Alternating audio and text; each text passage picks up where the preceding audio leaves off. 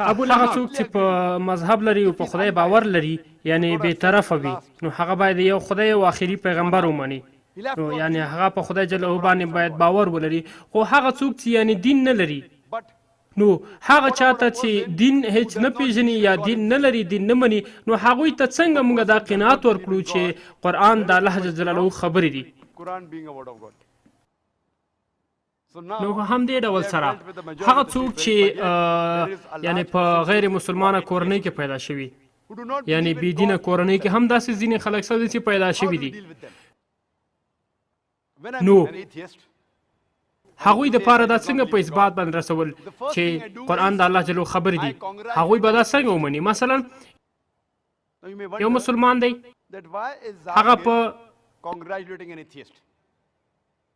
اسلام کورنۍ کې اسلامي کورنۍ کې پیدا شوی یعنی مور او پلار مسلمانان دي یا یو هندو دی د هغه پلار هندو دی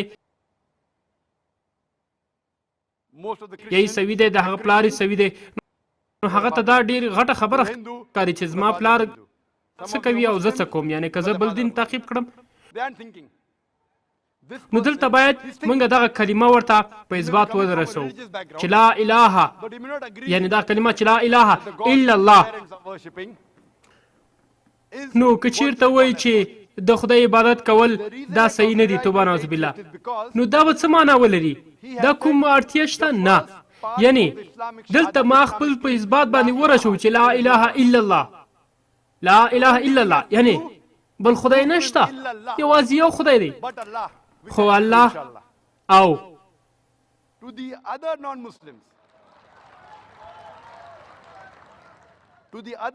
پیغمبر چې دی یعنی حضرت محمد مصطفی صلی الله علیه وسلم د الله جل جلاله پیغمبر دی پیغام راوړونکی دی نو دغه بې دینه چې دی هغه د الله جل جلاله قبلول رد کوي نو که دغه بې دین ته وایو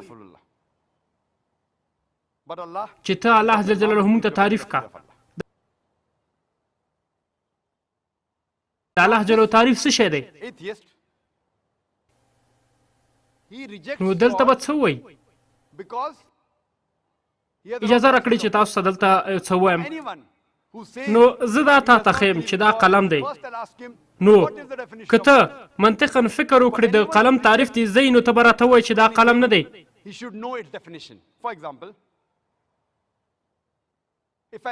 نو راته وایي که نه چې دا قلم نه دی نو د همدې لپاره که زه درته وایم چې دا قلم دی او که تا چې تعریف د قلم زه وي نو ته به بیا په جواب کې راته وایې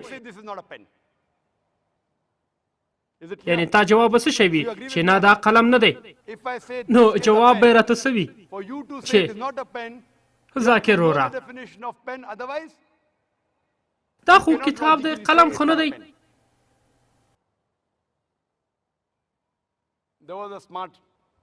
نو که چیرته زه ورته وایم ښه دا کتاب دی نو ته د قلم په تعریف باندې پوهېږې د قلم تعریف زیات ښه بولې یعنی د هغې زده کړه ښه بولې د دې کتاب نه نو که زه چیرته ورته وایم چې دا یعنی بوک دا بوک دی بوک یعنی کتاب نو هغه به راته وایي نه نو دلته بوک په عربي کې یعنی کتاب معنا لري موږ او تاسې ورته کتاب وایو نو که یو چاته د خدای تعریف مثلا په دې شکل وکړي توبه نعوذ بالله چې خدای مثلا دروغ وایي خدای دروغ ویلی شي خدای ډوډۍ خوراک وکړي خدای مړ کیږي یعنی مختلف تعریفات یې ورته وکړي نو دی مستقیما ردوي چې نه خدای ولې دا وکړي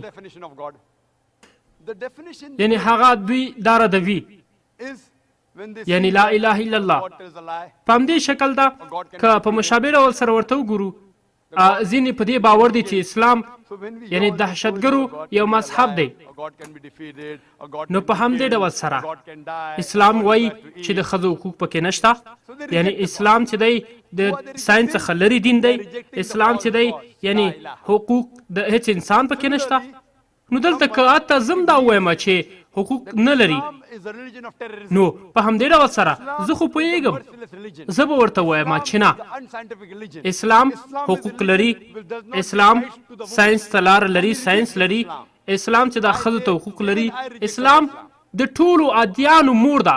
اسلام داسې یو دین دی چې هغه کې صلح ده. نو هغه ته به زه صحیح تعریف وښیم. نو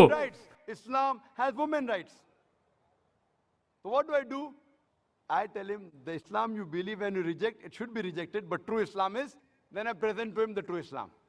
Similarly, when these people are rejecting the false God, we have to present to them تر ټولو بهترینه تعریف د الله، تر ټولو بهترینه تعریف سورة اخلاص 112 سوره اول نه تر 4 آیات کې الله جل وایي قل هو الله احد، ووایه چې الله یو دی، الله الصمد، الله بېنیازه دی، لم یلد ولم یولد، الله جل جلاله نه د چا څخه پیدا دی نه د نه څوک پیدا دی، ولم یکن له کفوا احد، الله جل جلاله بې مثله بې مثاله دی.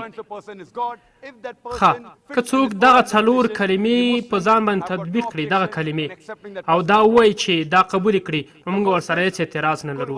یعنې دا تر ټولو بهترین تعریف د الله جل جلاله دی چې ها قل هو الله احد، الله یو دی، الله الصمد، الله بېنیازه دی، لم یلد ولم یولد، د الله نه څوک پیدا دی او نه د چا څخه پیدا دی،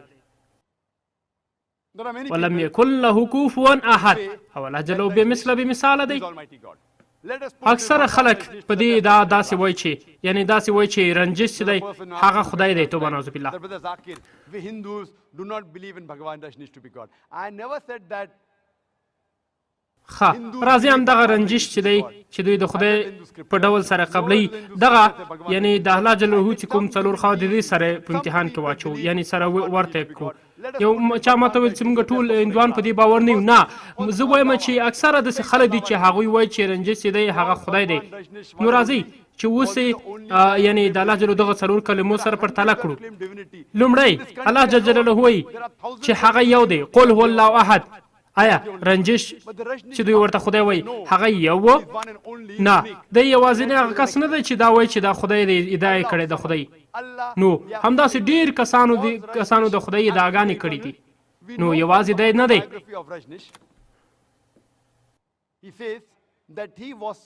نو الله الصمد، الله بېنیازه دی. نو دلته تاسې وګورئ په ځینې ذهنو کې راغلی چې رنجش چې و هغه د ملا درد درلوده، هغه په مختلفو ناروغۍ باندې اخته و. نو تاسې وګورئ. او درېیمې چې دی لم یلد ولم یولد. نو الله جل جلاله د چا نه پیدا دی او نه د نه څوک پیدا دی. نو رنجش ته تاسې وګورئ، بنده د خدای هغه د رمبیش یعنې د هغې مور رمیش نومې ده چې هغه And Rajneesh, he alleges that the American government, they slow poisoned me in the prison. Imagine Almighty. یو وخت امریکا ته ولاړه.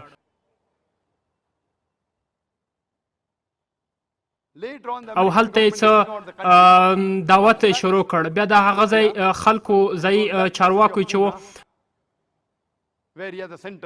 دی بندي کړ. نو زندان ته د زهرو ازمایښتونه هم پرې وکړله، خو هغه یو وخت ژوندی پاتې شو. بیا په هغه وخت پاچا چې بدل شو بیرته راغی هندوستان ته. نو هندوستان کې دلته و یو څه موده و.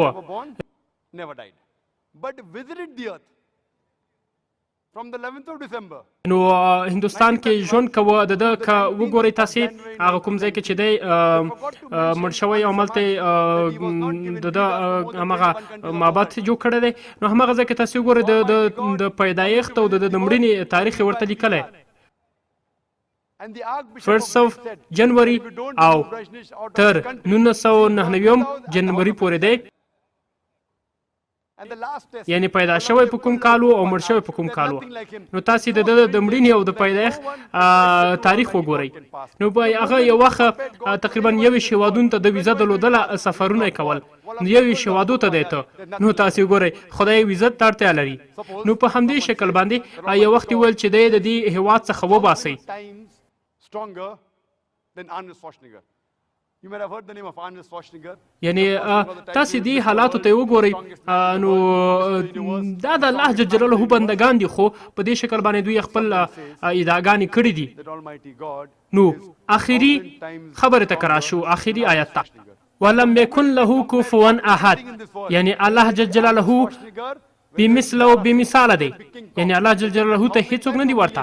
نو کته په دا نړۍ کې وایي چې کینګ کونګ وخی همدا ډول یعنی یو څوک وخی چې الله جل جلاله یعنی زر چنده د هغه نه قوي ده یعنی هیڅ کله الله جل جلاله ته څوک مشابه نشي کېدی او الله جل جلاله مشابه نه لري. نو همدا ډول سره کته زیات مثالونه په نړۍ کې ورته ورکړي. الله جل جلاله واحد لا شریک دی. ولم يكن له كفوا احد. Otherwise Allah says لم يلد ولم يولد ولم يكن له كفوا احد. الله جل جلاله بمثله بمثاله دی. نو موږ او تاسو خو لیدل چې رنجش و هغه همدا لاسونه درلودل همدا سپینې جامې اغوستې همداسې ږیره وه همداسې پزه وه. نو په همدې شکل باندې هغه ژوند کو یعنی انسانانو ته ورته و. نو دلته الله جل جلاله په قرآن عظیم شان کې فرمایلی دي 18 سوره د الاسراء 119 آیات کې الله جل فرمایلی دي